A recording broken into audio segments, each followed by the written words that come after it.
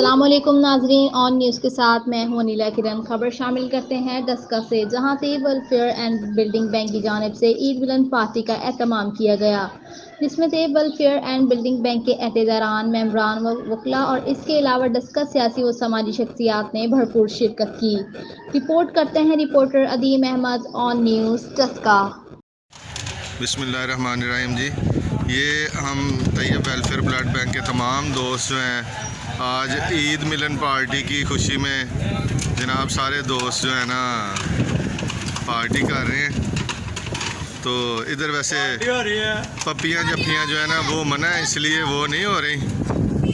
तो बाकी party enjoy कर रहे हैं सारे दोस्त मिल के आपस में। ये देखें, कुछ लोग बना रहे हैं, कुछ माशाल्लाह से खा रहे हैं दोस्त सारे मिल के।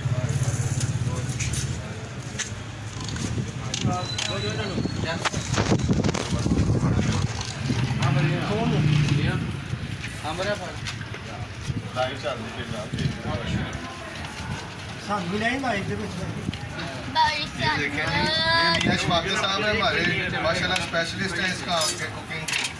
तो आज ये माशाल्लाह बड़ा मज़े का खाना बना रहे हैं।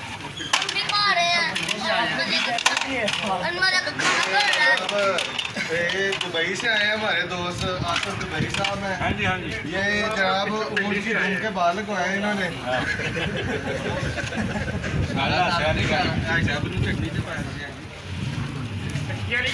आइयो इधर ऐसे आइयो, तुम नेड़े बट साहब बात